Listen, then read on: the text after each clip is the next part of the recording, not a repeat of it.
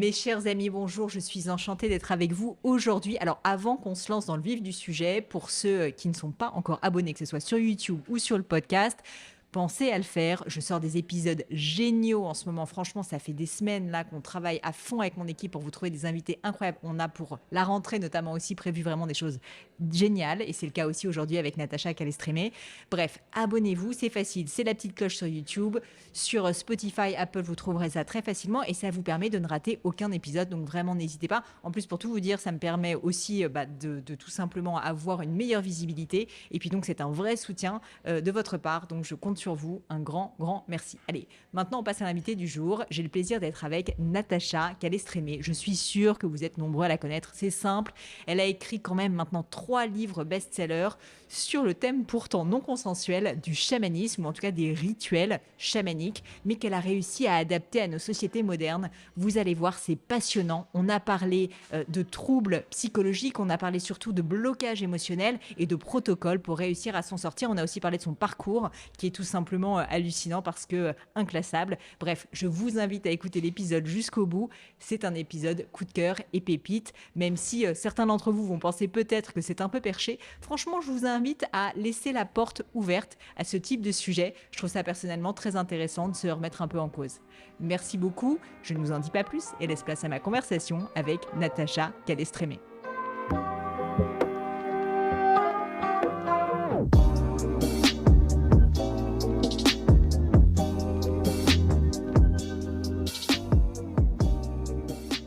Natacha, je me frotte les mains. Je suis ravie d'être avec vous. Regardez votre livre là, tout ce que j'ai pris comme note dessus. J'ai plein de choses. Alors le problème que j'ai avec vous, Natacha, pour être honnête, c'est que vous avez fait trop de choses. Donc je ne savais pas comment commencer. Bon, J'ai j'y envie de vais, parler de votre je livre, m'en j'ai envie vais. de parler de votre vie. Je me dis, mais comment on fait? On fait un podcast de 4 heures. Donc bref, si ça vous va, je me suis dit que vous aviez eu tellement de vie, vous avez fait tellement de choses. J'avais quand même envie de commencer par votre parcours.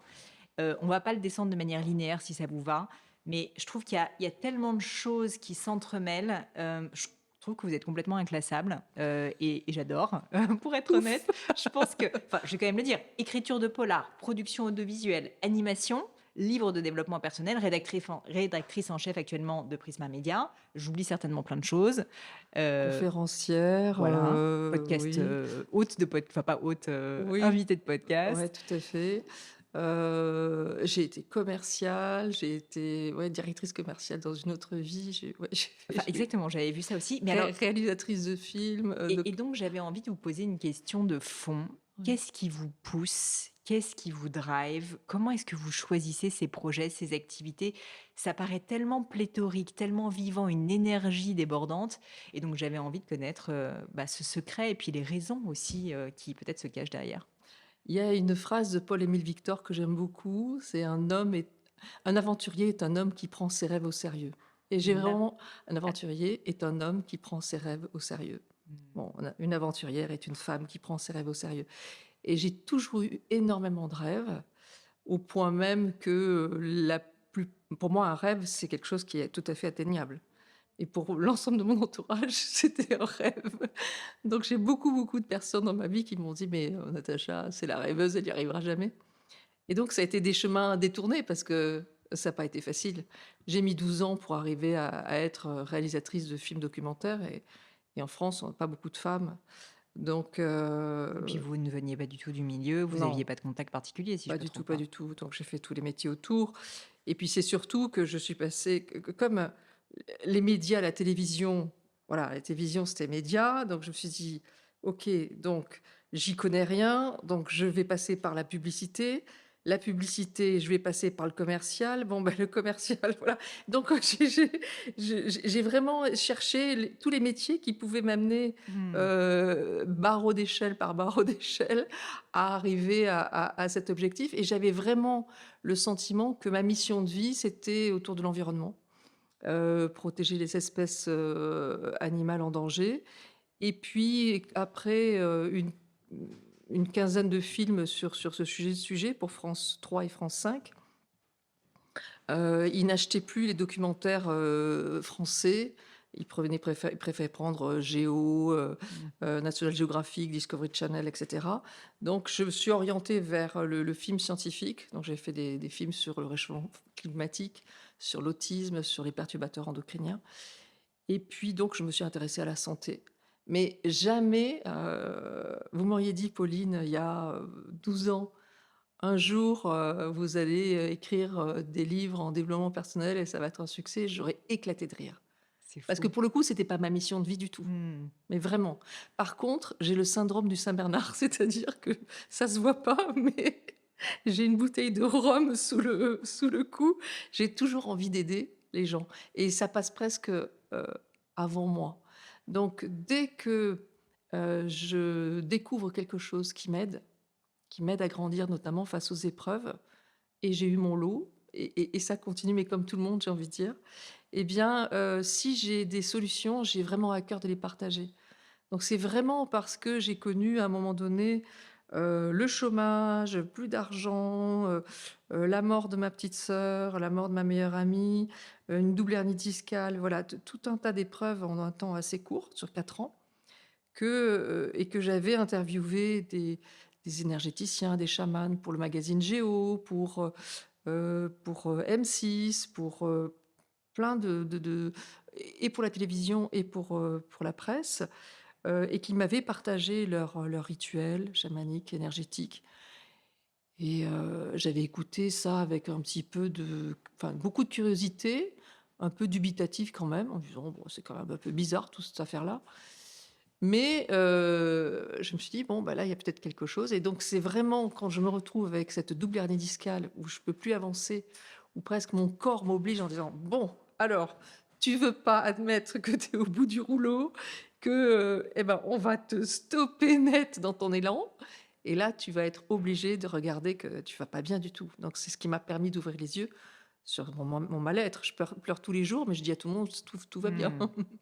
Donc je vais mettre en pratique ces rituels étranges, après avoir vu un médecin quand même qui me diagnostique la double hernie discale, et la chance, c'est que ce médecin me soigne pas, en fait. Il atténue un tout petit peu ma douleur, mais pas plus que ça, et donc c'est pour ça que je cherche ailleurs une solution parce que je peux plus ni avancer, ni rester couchée, ni être assise. Il y a plus une position qui tient et qui ne soit pas douloureuse, et ça marche, mais mon côté cartésien prend le dessus. Je dis: «C'est de la chance». On me pousse, on me dit: «Écris un livre, partage ça». J'allais vous demander si vous aviez été dubitative au début justement, parce que vous aviez, non pas un parcours scientifique, mais vous avez en tout cas essayé de faire enfin même pas essayé, fait des documentaires à un moment donné, avec quand même un angle scientifique. Et donc c'est vrai qu'on peut se poser la question de votre votre première approche du chamanisme, se dire: «Mais quelle a été votre réaction? Quelles ont été vos émotions à vous quand vous l'avez vécu la première fois?» Oui, mais complètement, parce qu'en fait, moi, au départ, quand je fais des films animaliers, par exemple sur les chauves-souris, j'étudie la question, mais vraiment de tout. Je fais un travail énorme au point que derrière, j'ai le Muséum d'histoire naturelle qui me demande une conférence.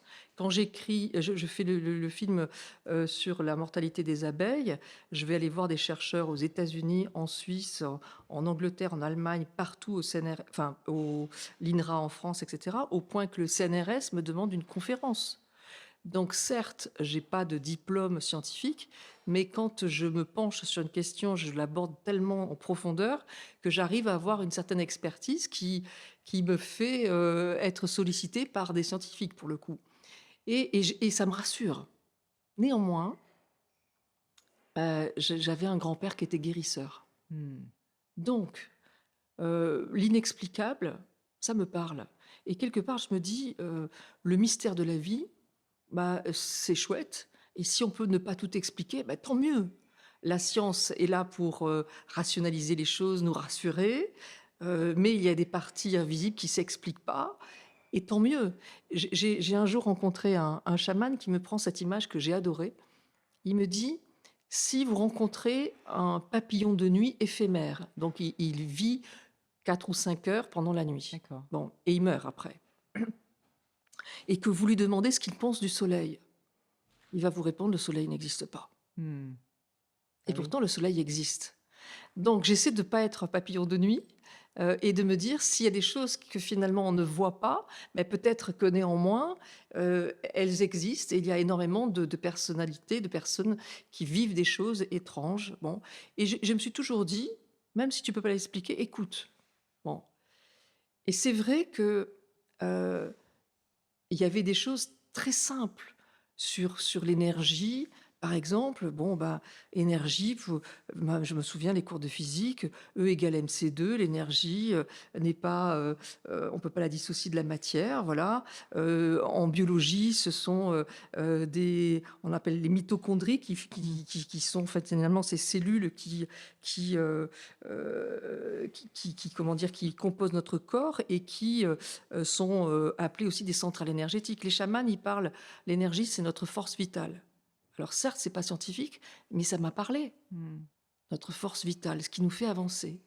Et le fait est que j'en avais plus, moi, de force vitale. Bah, c'est ça, pour revenir donc à l'histoire, donc vous êtes complètement à terre, quoi, à ce Oui, moment-là. Ça fait combien de temps? Ça fait 1 an, 2 ans que vous êtes 4 ans. 4 ans que vous êtes pas bien, en fait, et que 4 vous ans. tenez le coup, mais ça se dégrade, de plus en plus et donc Il y a vous pas un domaine de ma vie qui tient. En fait, je propose des films, ils me sont refusés, je propose des manuscrits, ils me sont refusés, je me retrouve au chômage. Heu, alors il y a quelque chose qui se passe qui est important de le dire parce que, heu, j'ai pour habitude de dire: «Une épreuve est un cadeau mal emballé». Bon, est un cadeau mal emballé, pourquoi? Parce que sur le moment, on dit: «C'est une sacrée épreuve» et après on comprend. Au moment où je suis, au chômage, Pôle emploi m'appelle et je le prends mais comme une humiliation. Elle me dit: «Oui, il faut que vous veniez pour un rendez-vous» et cetera et je lui dis: «Mais non, je viendrai pas, je rassurez-vous». Elle me dit: «Mais je suis pas inquiète, c'est obligatoire, sinon vous perdez vos droits».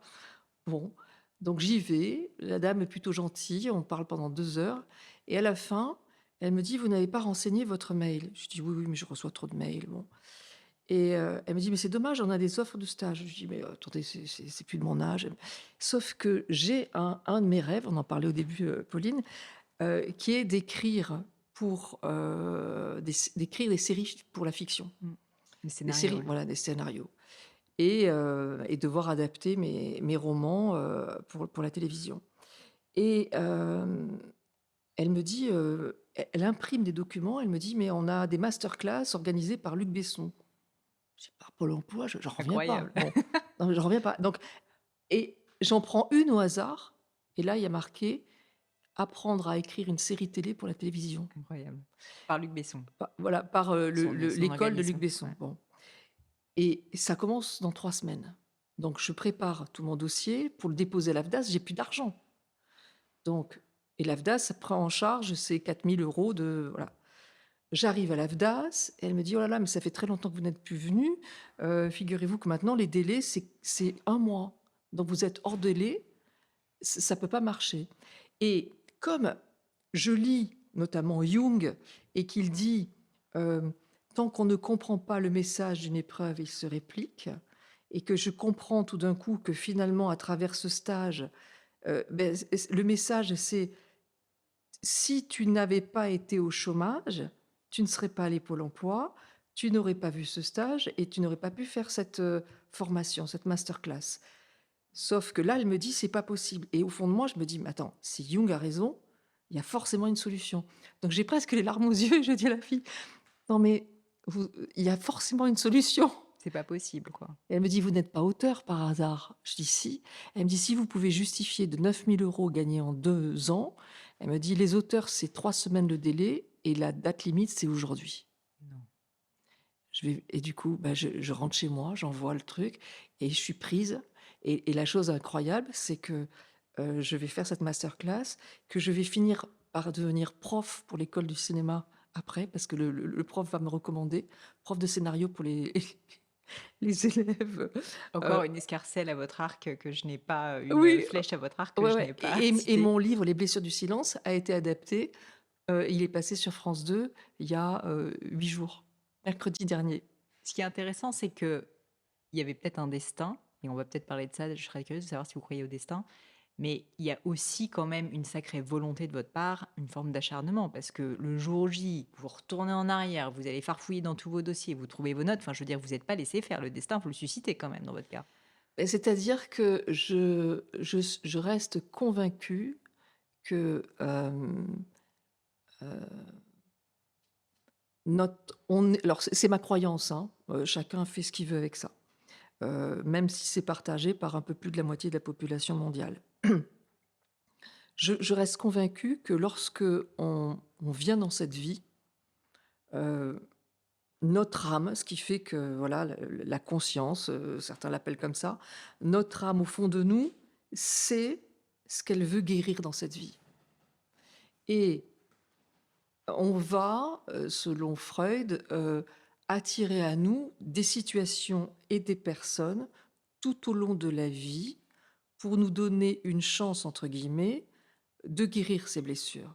Donc finalement, les parents que l'on a, même s'ils sont défaillants, alors je vais dire quelque chose qui va être peut-être un gros mot pour la plupart des personnes, pour celles qui ont vécu des choses difficiles, on les a choisis pour venir à bout de certaines blessures. Et si les parents sont vraiment défaillants, c'est qu'on a une force peut-être hors du commun, voire des dons. Mmh.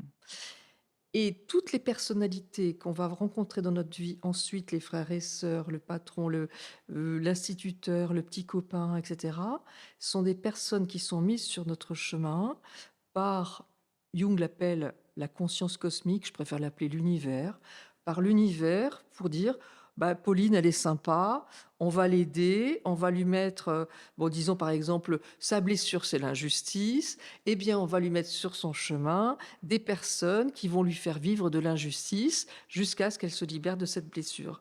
On lui donne cette chance, cette opportunité. Et ça, j'en suis Et convaincue. d'où le cadeau très, très mal emballé. Très, très Hyper mal. mal emballé, c'est moche. C'est C'est moche. très, très C'est un moche. moche cadeau. C'est un moche cadeau. Néanmoins, heu, voilà, je suis une passionnée de nature et de plantes et de plantation. Mes rosiers, j'en ai beaucoup, eh bien, on leur dépose du crottin de cheval, Mmh. ça pue à leurs pieds pour qu'ils fleurissent. Eh ben, le crottin de cheval, c'est l'épreuve. Et donc, à partir du moment où on arrive à faire ce pas de côté, c'est pas facile, hein, notamment face à la mort de quelqu'un. Et je l'ai rencontré, hélas, beaucoup de fois. Heu, Si on arrive à faire ce pas de côté en se disant, heu: «Il y a quelque chose sur ce chemin de douloureux qui doit me permettre de, finalement me libérer de quelque chose qui me pèse, de quelque chose qui me bloque, de certains auto-sabotages», eh bien, peut-être que voilà, c'est une opportunité de grandir autrement. Puis je trouve que ça donne presque, comment dire? C'est certainement maladroit ma manière de l'exprimer, mais je trouve que ça donne presque une raison d'exister à ce malheur. Mais oui, C'est-à-dire que ça le justifie. Alors que souvent, quand on a un grand malheur, c'est vrai qu'on se dit: «Mais pourquoi?» Cette notion d'injustice, justement, ça n'aurait pas dû arriver, il y a aucune raison, enfin, c'est ouais. absurde. Et je trouve que l'humain, face à l'absurdité, en fait, est assez mal équipé et on se dit: «Mais pourquoi, pourquoi, pourquoi?» Et là, je trouve que ce qui est formidable dans ce raisonnement, c'est que ça trouve, en fait, une belle justification, à quelque chose de terrible. C'est un révélateur de quelque chose qui doit, qui peut être réparé. C'est, le philosophe, Georges Canguilhem qui dit, «La maladie, une épreuve, est une tentative de l'organisme de rétablir un équilibre dans une situation perturbée». Donc finalement, je vis une situation perturbée et quelque chose essaie de remettre un équilibre, voilà, pour me permettre de comprendre, voilà, ce qui est perturbé, ce que je dois comprendre. Et moi, ce que j'ai découvert finalement un peu de manière forcée, et c'est que en même temps que j'interviewais des chamans et des énergéticiens, je lisais des cours de psychiatrie et des cours de psychotrauma. Et je me suis rendu compte finalement que ils disaient la même chose, mais avec des mots différents. La première chose, c'est se dire que finalement, quand on vit une épreuve, on perd de l'énergie. Pourquoi?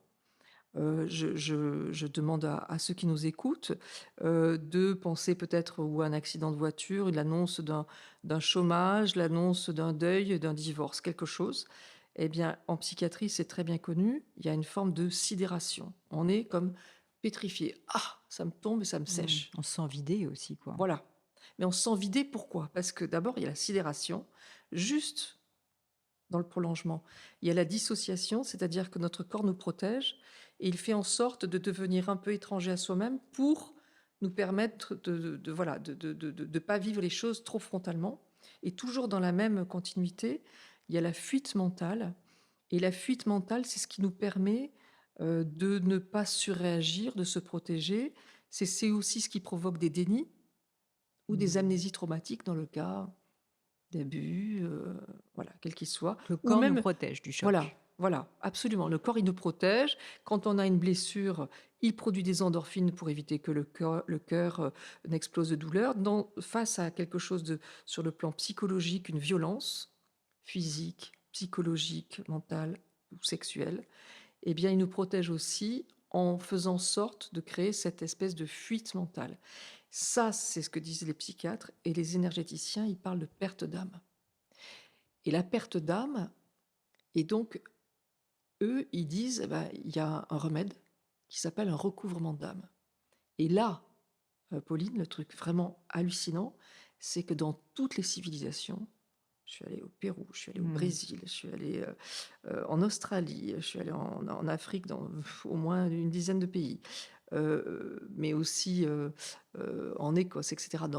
Mais en France, dans toutes les civilisations, il y a ce qu'on appelle ce recouvrement d'âme. Au Cambodge, ils appellent ça le rappel d'âme. C'est comment je fais pour récupérer cette énergie qui est partie de moi pour me permettre de ne pas devenir fou de douleur. Et donc, dans mes livres, dans La clé de votre énergie et trouver ma place, eh ben, j'ai 22 protocoles qui sont en fait des rituels chamaniques que j'ai transformés en protocoles. Et il y a notamment ce protocole 5, qui est ce reset énergétique qui Mmh. permet de récupérer notre énergie. Et ça sauve vraiment des vies. Parce que quand vous disiez tout à l'heure on est vidé, moi j'ai toujours eu beaucoup d'énergie et le piège c'est que je ne me rendais pas compte que j'en perdais. Ouais. Et il y a beaucoup C'est de presque gens, pire d'ailleurs pour les personnes qui ont beaucoup d'énergie bah parce vous, que votre cas par exemple, moi j'en bah, ai beaucoup aussi. mais oui, mais ça se sent tout de Et suite. donc Eh ben, on est un peu dans la résistance en permanence aussi. C'est-à-dire oui, que dès qu'on en perd, on continue à essayer de se voilà. battre et c'est Et pas quand toujours on bon. se rend compte qu'on en perd, Mmh. parce que moi je m'en rendais pas compte. Au moment où je me rends compte, bah, je suis une serpillière, hein. Mmh. J'ouvre les yeux, c'est presque trop tard. Donc, c'est pour ça que je dis que ça peut sauver des vies, c'est que récupérer cette énergie, ce protocole qui se fait tout seul, chez soi. Mes livres ont connu le succès parce qu'ils sortent juste avant le confinement et que les gens vont mal et qu'ils sont chez eux. Et puis qui sont très concrets aussi quand même. Oui, oui, c'est vrai. J'essaie d'apporter en tout cas des références qui soient rassurantes. Est-ce que vous acceptez de nous parler, par exemple, alors j'avais noté plein de choses, hein, parce que du coup j'ai passé beaucoup de temps sur votre livre Trouver ma place, là, le dernier qui est sorti en 2024. Et je trouvais que c'était très intéressant. Le terme protocole peut faire peur parce qu'on se dit ça va être compliqué et en fait pas du tout. Mm. Donc peut-être un exemple, je ne sais pas s'il y en a un qui vous vient à l'esprit que vous auriez envie de nous décrire, qui est peut-être un protocole que vous trouvez particulièrement fort. Bah, ça peut être celui du rappel de l'âme par exemple. Alors, le protocole 5 de reset énergétique et le 6, je ne les partage jamais pour juste un point, c'est que ce sont des protocoles extrêmement puissants et qu'il faut être prêt et qu'on ne maîtrise pas qui Besoin écoute. d'un contexte, Voilà. etc. Et qu'on ne peut pas les faire Je si on n'a comprends. pas 18 ans, Je comprends. déjà. Voilà. Donc, ceux-là, je les ai jamais, vous les trouverez jamais sur Internet, etc. Par contre, je peux en proposer. Alors, je peux en proposer C'est pour un. qu'on visualise quoi. Ouais, il y en a un qui est exceptionnel, que j'ai partagé et qui a été, comment dire, fait par plusieurs millions de personnes parce que il est très troublant. Et il met une claque à tous les cartésiens. Alors allons-y. On y va? Allez. Je vais faire écouter à mon mari parce qu'il est très cartésien, donc je pense que ça va lui faire beaucoup de bien. Voilà. Alors, moi, je parle pour moi, mais je parle aussi pour toutes les personnes qui travaillent dans l'aspect énergétique et l'aspect invisible des choses. C'est que il y a nous, notre ego, notre volonté, je veux, je peux, bon. Et puis, il y a les forces autour de nous. Et ces forces-là, elles sont là aussi pour nous éloigner de notre ego, de notre toute-puissance, de se dire, bah, finalement, on n'est pas seul, on peut se référer à une autre force.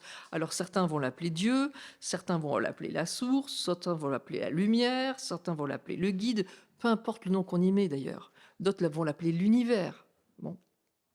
En tout cas, je propose, c'est le protocole 11, de se connecter avec notre guide. Notre guide, on en a plusieurs. Il existe un guide familial, un guide spirituel ou un guide universel. Le guide familial, c'est quelqu'un qui est décédé forcément et qui a décidé, après sa mort, de nous aider. Peut-être que vous avez un guide familial. Si dans la joaillerie, il y avait quelqu'un déjà qui était là, ben peut-être qu'il est près de vous. Ou peut-être que c'est autour du podcast, de la communication.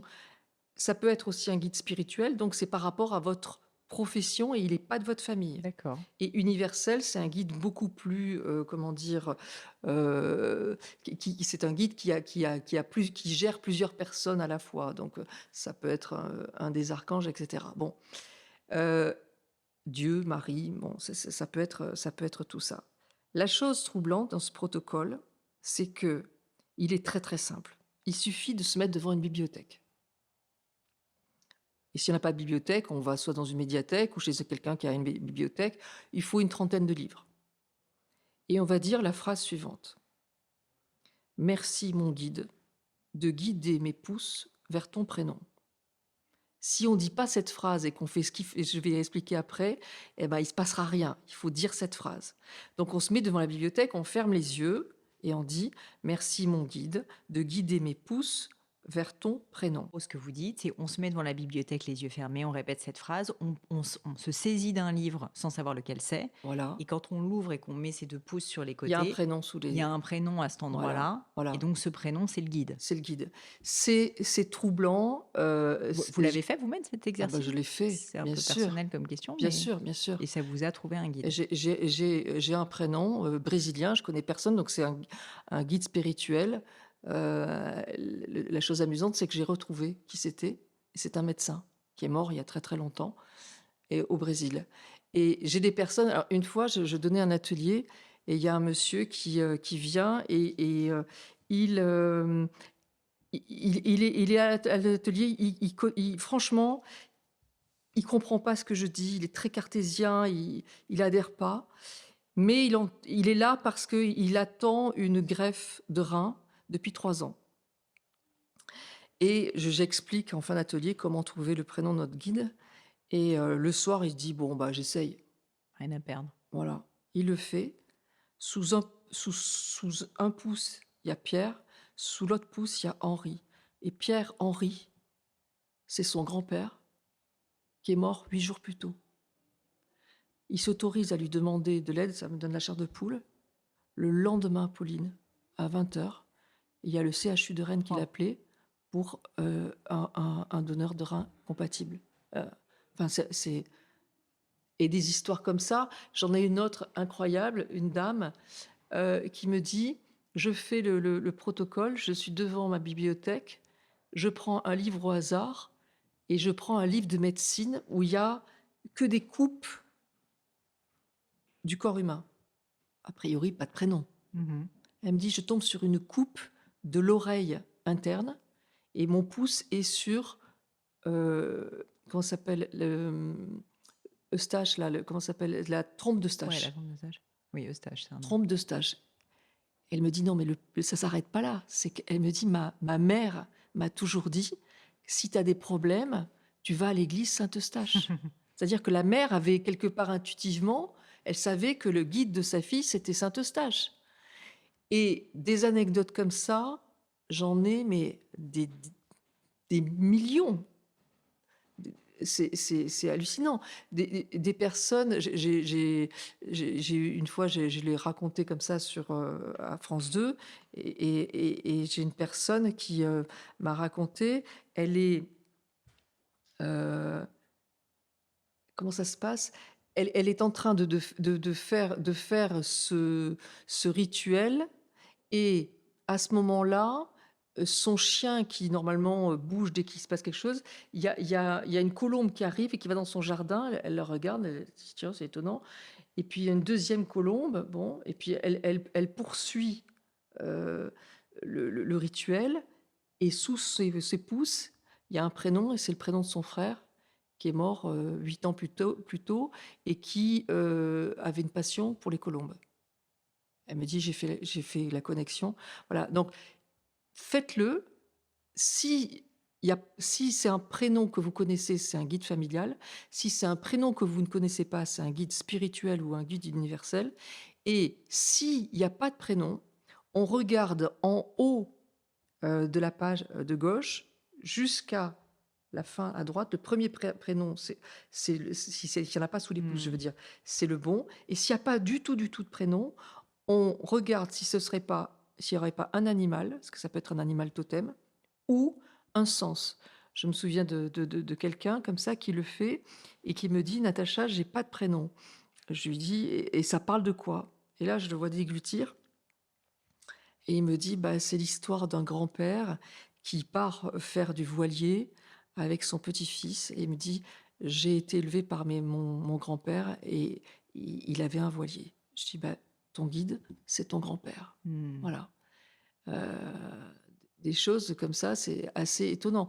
Je me souviens d'une personne qui est comme ça, elle me dit: «Je fais le rituel et je tombe sur un livre de Werner Herzog» et donc mon guide, c'était Werner. Elle me dit: «La chose troublante, c'est que ma mère m'avait toujours dit», alors qu'elle s'appelle Marie-Laure, donc rien à voir. Elle me dit: «Ma mère m'a toujours dit: "Si tu avais été un garçon, je l'aurais appelé Werner"». Pour revenir sur l'un des sujets que vous avez abordé un peu plus tôt, c'est la question des blocages émotionnels. Alors, vous en parlez pas uniquement là dans Trouver ma place, mais dans à peu près tous vos ouvrages, si je me trompe pas. Enfin, c'est au cœur, en fait, je pense, de votre réflexion. Et c'est très intéressant parce que je pense qu'il y a beaucoup de personnes qui nous écoutent, et moi y compris, déjà qui n'ont pas conscience qu'on a des blocages émotionnels. Donc, je veux bien que vous nous expliquiez d'où ils viennent. On a un peu tous conscience que nos parents nous ont influencés, bien sûr qu'on a un héritage culturel, familial, mais est-ce que vous auriez peut-être des exemples et vous pourriez nous dire, en fait, qu'est-ce que c'est qu'un blocage émotionnel? Alors j'en parle en particulier vraiment dans Trouver ma place, c'est vraiment un des enjeux principaux de ce livre-là, parce que les blocages, la plupart du temps, on a tendance à se dire: «J'essaye de faire quelque chose et je n'y arrive pas, le sort s'acharne, c'est pas fluide, ça bloque, ça bloque, ça bloque, ça bloque». Bon, tant qu'on regarde la chose comme le problème vient de l'extérieur, est-ce qu'on peut changer l'herbe verte? Elle est verte, j'ai envie qu'elle soit orange, on peut pas y arriver. Mmh. Si par contre on décide que nous-mêmes on va changer, eh ben les choses elles peuvent changer. Et donc il n'est pas question de culpabiliser en disant: «J'y arrive pas» et cetera. C'est à se dire: «J'ai un message que j'ai pas encore compris, mais qui est à ma portée». Comme l'histoire du cadeau mal fagoté. Absolument. Donc, alors, c'est multifactoriel. Il peut y avoir plein d'occurrences, plein de possibilités qui peuvent expliquer, un blocage. La première chose, elle peut être en lien avec un auto-sabotage. C'est-à-dire qu'on ne se rend pas compte qu'on appuie sur la pédale de frein. On est en train de s'auto-saboter. On s'auto-sabote. C'est-à-dire que, il y a quelque chose à l'intérieur de nous qui dit: «Non, si je me mets en pleine lumière, Mmh. j'ai peur». Et C'est on ne donc sait pas pourquoi. oui, on se rend pas compte qu'on s'auto-sabote en plus. Non, pas du tout. Alors, plusieurs causes possibles. L'auto-sabotage, il est souvent en lien avec une culpabilité. Donc, on va chercher si dans notre vie, il y a eu des culpabilités, notamment quand on était petit ou petite. Le but du jeu, c'est de revenir le plus loin possible dans la culpabilité. Heu, une fois, j'ai un jeune, chanteur qui me dit, «Je pense que je fais un super boulot et je suis pas en pleine lumière. C'est horrible, je n'y arrive pas, je comprends pas». Je lui dis: «Est-ce que l'auto-sabotage, ça te parle?» Il me dit: «Complètement». Et il me dit: «Mais» et je dis: «La culpabilité, cherche la culpabilité la plus ancienne». Ah, il me coupe la parole tout de suite. Il me dit: «Ah, je sais». Et il me dit: «J'ai 4 ans, mes parents sont en train de se disputer à l'étage. Ils se sont pas rendus compte qu'ils m'ont enfermée dehors. Il fait nuit, c'est l'hiver, il fait froid, j'ai 4 ans, je suis tout seul». Il crie pour que ses parents, l'appellent et ses parents s'engueulent à l'étage. Et il me dit en désespoir de cause: «Je prends un gros caillou et je le jette et je casse une fenêtre». Mon père descend et me met une torgnole. Culpabilité, je me suis sentie nulle. Il m'a dit que j'étais moins que rien, que j'arriverais jamais à rien, et cetera, et cetera. Bon, alors, je dis: «On va faire le protocole 9, qui est un protocole de consolation». Le protocole de consolation, il marche comment? Grâce à nos neurones miroirs, ça c'est Giacomo Risolati, un chercheur de l'université de Parme, qui a montré que notre cerveau ne sait pas faire la différence entre quelque chose de vécu et quelque chose d'imaginé comme étant réel. Donc je dis, en réembellissant le passé, on va transformer, on va enlever le traumatisme. Donc je lui dis, On va réécrire l'histoire, on quoi. réécrit l'histoire. Mmh. Et là, tout est possible. Même des choses on n'imagine pas nos parents faire ça, on va les imaginer, on fait ce qu'on veut. On est magicien. Donc là, c'est grand nous. Donc par exemple, grande Pauline qui va voir petite Pauline, 4 ans, dans le cas de ce garçon. Je ne sais plus comment il s'appelait, bon, peu importe. Et donc je lui dis, on va imaginer, je lui dis, imagine que ton père se mette à genoux devant toi et te dise, mais je suis dingue. En fait, tu sais quoi? On est tellement malheureux. On s'engueule tellement avec ta mère qu'on s'est pas rendu compte que et je t'ai donné une gifle parce que j'aurais préféré me la donner à moi. Et en fait, je suis nulle, je suis archi nulle. Et excuse-moi, et si j'avais su que ça allait te faire naître ces blocages, jamais j'aurais fait ça. Et je lui dis, et là, tu vois ton père qui regarde la fenêtre cassée et qui dit, tu vois, cette fenêtre, elle était vraiment très haute et on pouvait pas les nettoyer et donc elle était toute noire et grâce à toi, on va la remplacer et le soleil va pouvoir rentrer et le soleil qui rentre, ce sont les spots, l'éclairage qui vont éclairer la scène de tes prochaines Mmh. chansons. Quelques mois plus tard, ce jeune homme a fait un télécrochet sur France 2, il a fini finaliste et il est en train de faire une tournée maintenant. Alors peut-être ça n'a rien à voir, mais ce que je veux dire, c'est que des exemples comme ça aussi, j'en ai énormément. Une jeune femme hypnothérapeute qui avait fait tomber de la colle sur un guéridon et son père lui avait donné aussi une grosse gifle.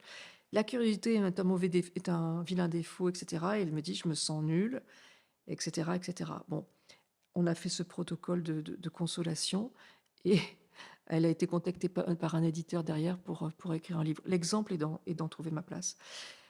Bref, première donc pour la réponse que je voulais vous faire, donc la première chose, c'est effectivement se poser la question si ce blocage serait pas en lien avec un auto-sabotage généré par une culpabilité en lien avec notre petite enfance. Alors, on peut faire le protocole 9 si pour certains, ils préfèrent aller voir un psy ou un hypnothérapeute, enfin, chacun va prendre la Bien thérapie qu'il sûr. veut. Il y a tout ce qu'on veut pour ça, d'accord? Donc, on peut faire ce qu'on veut. Ensuite, il y a et c'est vraiment pour moi, ça a changé ma vie. C'est ces héritages transgénérationnels mis en évidence par Anne Ancelin Schutzenberger, qui est donc une psychologue de renommée internationale et qui a montré nos loyautés familiales. C'est-à-dire que parfois, quand nos parents, nos grands-parents, nos oncles et tantes ont vécu une épreuve, eh bien, euh, on en hérite, mais on ne le sait pas. Ouais, ouais. Et donc, ça crée cette espèce de blocage. Si on a une tante qui était une jeune actrice plein d'avenir, qui est un peu l'actrice qui monte dans la famille, tout le monde a les yeux rivés sur elle, etc. Et qui, lors de la première représentation au théâtre, euh, elle sort, parce que j'ai eu un cas comme ça, elle sort à la fin du théâtre et la famille, tout le monde est là, sauf qu'il y a un petit enfant qui est tout jeune, qui a 3 ans, qui lâche la main de sa grand-mère et il traverse la rue, il se fait écraser. Bon. Dans l'inconscient de cette femme, si j'avais pas été au théâtre, Mmh. j'aurais pas amené la famille et cet enfant vivrait. Donc il y a quelque chose, je me mets en lumière et un drame arrive. Et nous, on est la filleule ou la nièce ou la petite fille de cette femme. Et on se dit, mais je sais pas, il y a quelque chose au fond de moi. Non, mais j'ai super envie d'être en vue, d'être visible, mais je sais pas, j'y arrive pas parce qu'il y a quelque chose qui nous freine. Et cette question de l'invisibilité, elle a été au cœur vraiment de mon travail parce que moi, j'ai une sœur jumelle et l'invisibilité, c'est une vraie question parce que comment Mmh. pour sortir du lot quand Comment on on se est démarque? voilà, c'est pas évident. Et pour toutes les personnes qui nous écoutent, peut-être qu'elles ont eu un grand-père qui a fait la guerre. Être invisible, c'est vivre. Pour une grand-mère, peut-être qui a été touchée, qui a vécu un viol ou quelque chose, être invisible, c'est avoir la paix ou face à la violence d'un mari, etc. Donc, on a souvent dans notre lignée des personnes qui ont vécu des choses où être invisible, c'est salvateur. Et nous, on se dit, mais purée, j'arrive pas à sortir du lot, comment c'est possible? Je comprends pas, je suis en espèce de blocage, il y a des freins. Et donc là, c'est le protocole 8 qui permet de couper les liens de souffrance, de ne plus porter ces fardeaux émotionnels et de s'en libérer. Et moi, il y a eu des vraies fulgurances là-dessus. Quand je me suis libérée de l'invisibilité de ma grand-mère, j'ai eu des fulgurances. Et moi, fondamentalement, je pense que je partage dans mes livres des choses qui aident beaucoup les gens, etc. Mais si aujourd'hui je suis visible, c'est parce que moi, j'ai pas changé. C'est juste que je me suis libérée de fardeaux émotionnels qui ne m'appartenaient pas. Et ça, c'est à la portée de tous. Et quand vous dites une fulgurance, Natacha, est-ce que vous pourriez concrètement nous dire à quoi ça ressemble? Parce que le mot, et je veux un peu me battre là-dessus, peut paraître ésotérique Ouais. et en fait, probablement il s'est passé vraiment quelque chose dans votre cœur, dans votre âme, enfin peu importe à la rigueur comment on le dit, mais ça ressemblait à quoi concrètement? En fait, voilà, je vais prendre le cas extrêmement concret, c'est que, un jour, je suis en train de pique-niquer avec une amie et elle me dit et donc moi je lui dis: J'en ai marre, je suis romancière, je suis, réalisatrice, je donne des conférences, personne ne J'arrive pas à m'interviewe, je percer, suis quoi. nulle, on me voit pas et cetera et elle me dit cette phrase, elle me connaît vraiment bien, elle me dit: «Ah comme ta grand-mère». Elle me dit: «Tu m'as toujours dit ta grand-mère était complètement invisible». Je dis: «Purée, mais oui, ça me parle». Et à l'époque, j'ai rien. Bon, le temps passe. Puis au bout de 6 mois, j'ai, un médium qui me dit, on me met en relation et le type, comme tous ceux que j'ai rencontrés, extrêmement gentiment, j'ai eu cette chance, me dit: «Je vous donne le rituel pour couper les liens de souffrance». Protocole 8. Bon, je l'ai appelé comme ça. Je dis rien à personne, Pauline. Je le fais le soir même avec ma grand-mère qui est morte, hein, des années plus tôt. Et je dis: «Mamie adorée, j'ai rien à te reprocher, tu étais de la générosité même, tu es un exemple pour moi, tu étais, un ange sur cette terre, mais tu as toujours été invisible, tu as fait pour tout le monde, Mmh. tu faisais passer tout le monde avant toi comme moi, on a tellement de points communs et tu as dû vachement souffrir du fait d'être totalement invisible et ça, c'est ton épreuve, c'est pas la mienne. Je m'en libère comme tu peux t'en libérer. C'est la phrase. Il y en a d'autres, mais voilà. En gros, si je devais simplifier, c'est cette phrase-là en disant: c'est ton fardeau émotionnel, c'est pas le mien. Je m'en libère. Et Le lendemain matin, bon, il se passe rien. Le lendemain matin, RTL m'appelle pour un livre, Pauline, un roman qui est sorti 6 mois plus tôt. Pas d'actualité, le truc, mais rien à voir. Là, moi, je tombe par terre. Je me dis: «Mais comment c'est possible?» vous avez même pas eu de sensation de libération, Rien, il s'est rien passé 0. dans... Le protocole 5, le reset énergétique dont je parlais, il y a des gens qui ressentent vraiment quelque chose. Moi, j'ai jamais rien ressenti. OK. Oui, donc faut pas avoir peur si on ressent rien, quoi. Rien. J'ai un médecin, à Angers, qui un jour me dit bon, moi j'ai vécu des choses très, très dures. Il me dit à 18 ans quelque chose: «Je sais que j'ai perdu de l'énergie parce que je suis en fatigue chronique». Il me dit: «J'ai beau jouer au tennis, être», voilà, il est médecin et il me dit: «Mais je sais que j'ai perdu beaucoup d'énergie. Donc j'ai appris votre protocole 5 par cœur». On n'est pas obligé, il suffit de le lire. Il le fait. Il me dit et je suis tout seul sur ma chaise, je me prends comme un débile et me dit: «J'arrête», en me disant: «Je suis en train de devenir schizophrène, je parle tout haut sur ma chaise, c'est n'importe quoi». Bon, il me dit: «Sauf qu'à 2 heures du matin, je dors toujours pas, ma femme est pas là. Comme je le connais par cœur, je décide de le faire». Et il me dit et là, j'ai senti quelque chose dans ma colonne vertébrale, moi, ce que j'ai jamais senti, hein. Il me dit: «J'ai senti quelque chose» et il me dit: «Ce qui est fou, c'est que ma fatigue chronique a disparu et l'autre chose incroyable, c'est que ma fille, qui vient nous voir tous les 15 jours, m'a dit: «Papa, c'est drôle, tu as plus la pêche qu'avant». Et il rajoute cette phrase, c'est sur mon site, son témoignage, il dit cette phrase incroyable: «C'est tellement simple que j'aurais aimé qu'on nous l'apprenne au cours de médecine». Truc et non, mais c'est incroyable. C'est vrai que c'est simple. Donc voilà, donc on voilà et il y a des fulgurances comme ça. Je vais revenir sur un autre exemple, qui va parler peut-être aux gens sur les blocages.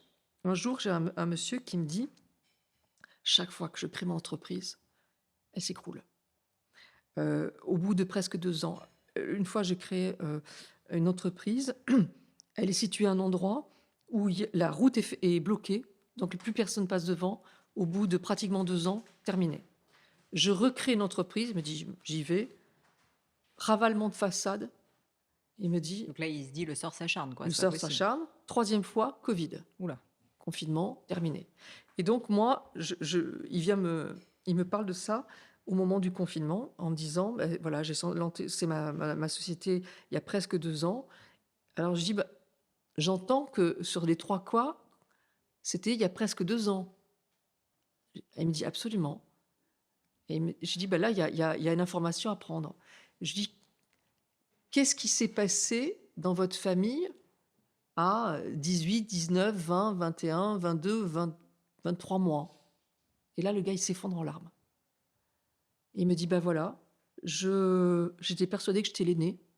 J'ai découvert il y a vraiment peu de temps que j'étais le deuxième, parce qu'en fait, mon père a déjà eu un enfant qui est mort à 20 mois.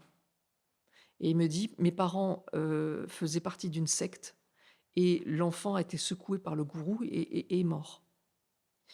Et, euh, et il me dit, il me dit, mais qu'est-ce que je comprends? Alors je dis, ben voyez, le message de cette épreuve, c'est que vous avez la capacité de vous libérer d'un fardeau émotionnel qui vous appartient pas et il y a peu de temps vous n'étiez même pas, vous ne connaissiez même pas, et de réparer la lignée en nettoyant ce lien avec ce frère aîné, en nettoyant le lien avec votre père, en faisant donc le protocole 6+ avec le père et le protocole 7+ avec le frère, vous allez nettoyer, ne plus porter ce fardeau émotionnel et qui venait pour dire, voilà, il y avait quelque chose qui revenait comme ça constamment. Et c'est troublant, c'est très troublant. Euh, C'était donc il y a 4 ans, cet homme-là a créé son entreprise, et ça fait plus de 4 ans et ça Et maintenant, marche. elle est florissante. Et je pense que pour les personnes qui nous écoutent, qui peuvent se dire, oh là, c'est vraiment très ésotérique, c'est complètement fou, etc. Ce que je trouve intéressant, c'est qu'au final, le fond de l'histoire, c'est pas de comprendre pourquoi ça arrive, comment ça arrive, mais c'est que ça libère des personnes. Et le fait de pointer du doigt le blocage émotionnel et de s'en libérer, ça, en fait, vous constatez, vous l'avez constaté des milliers de fois, que ça marche et que ça le libère. Et je pense qu'on Complètement. on le vit C'est tous vrai un que ça peu. peut paraître complètement barjot et on se dit mais pourquoi des phrases simplement prononcées marchent comme ça? Alors au dos de la clé de votre énergie et au dos de trouver ma place, j'ai chaque fois des médecins qui témoignent Ouais. pour dire Ouais, ouais. combien ils pensent que ce livre peut aider, peut apporter. Parce que moi, quand en fait je mets en pratique ces protocoles, ces rituels, que je les partage et que je vais ensuite proposer des ateliers, j'ai des médecins, des psychiatres et des Mhm. infirmiers qui viennent se former. Et c'est là où je me dis, il se passe quelque Bien chose, et sûr. donc c'est là où j'écris. Euh, Comme vous le dites, on n'est pas obligé de savoir comment ça marche. Néanmoins, moi, j'ai essayé de comprendre. Et notre corps, on le disait tout à l'heure, donc ces mitochondries qui sont à l'intérieur de notre corps, c'est cette centrale énergétique, c'est cette énergie. Finalement, notre corps, il est constitué de milliards de molécules. Chaque molécule, c'est plusieurs atomes. Un atome, c'est 0,01% de matière, le noyau, et 99,99% de vide. Mais on sait, grâce à la physique quantique, dans l'infiniment petit, que c'est de l'énergie et de l'information. Et finalement, cette énergie, cette information, elle constitue 99,99% de notre corps. Les protocoles, qu'est-ce que c'est? Ces rituels chamaniques. Ce sont des mots, donc de l'information, dit avec une certaine intention, dit avec une certaine énergie. Donc énergie, information, 99% de ce qui me constitue. Et c'est pour ça que ça fonctionne. Et je crois même que, vous voyez, les livres, ils sont sortis il y a longtemps. Celui-là, il vient juste de Ouais, sortir en ouais. poche, parce qu'aujourd'hui, les gens n'ont pas beaucoup d'argent et que je pensais que c'était vraiment important de proposer un livre à 9,20 €. Mais ça fait plus de 4 ans qu'ils sont sortis en grand format. Et s'ils fonctionnent autant, c'est parce que, enfin, aucun livre marche comme ça sur la durée. Aucun. C'est parce que ça marche. Donc, Oui, surtout que c'est via le bouche à oreille essentiellement quand même ah, que mais moi, ça j'ai des s'est. personnes qui m'ont dit, mais je l'ai offert à 12 personnes. Hmm. Et vous voyez, Pauline, ce qui est marrant, c'est qu'aujourd'hui, j'ai énormément de jeunes qui me suivent, 20, 24 ans, parce qu'en fait, c'est leur maman qui a offert le bouquin. et qui aujourd'hui, suite à un chagrin d'amour, l'ont sorti, l'ont lu et du coup, et c'est marrant parce que j'ai pas mal d'hommes d'ailleurs, de 25-35 ans. Donc c'est vraiment, parce que ça marche. Voilà, j'ai pris le train ce matin pour vous retrouver. À la gare, j'ai une jeune femme qui veut me voir, elle me dit: «Vous êtes Natacha Calle-Estrémé?» «Oui». Elle m'a fait un cœur avec ses doigts comme ça et elle me dit: «Vos protocoles ont changé ma vie». Je sais pas, ça m'émeut. Je sais pas comment elle s'appelle, ça quand les gens me disent ça, c'est magnifique. Moi, j'ai rien fait, j'ai juste mis à disposition le livre. Et on vous en remercie, Natacha. Pour, pour terminer, j'ai toujours à la fin de cette interview des grandes questions que je pose. Vous allez voir qu'ils sont plus personnelles. Alors, la première, vous y avez un peu répondu, mais je serais quand même curieuse d'avoir votre version, parce que là, c'est la question du cadeau mal fagoté, du cadeau mal emballé. Est-ce que vous avez vécu un grand échec dans votre vie et quels sont les enseignements? Qu'est-ce que vous en avez tiré finalement comme révélation, fulgurance, comme enseignement justement? Qu'est-ce que vous en avez tiré? Qu'est-ce qui vous a Bah, apporté j'en ce... ai vécu plein. J'en ai vécu plein. Je dirais que les protocoles et tout ça n'empêchent pas les épreuves d'arriver, même si je trouve que quand même ça diminue et puis ça permet un allègement et puis d'aller un peu plus vers la sérénité.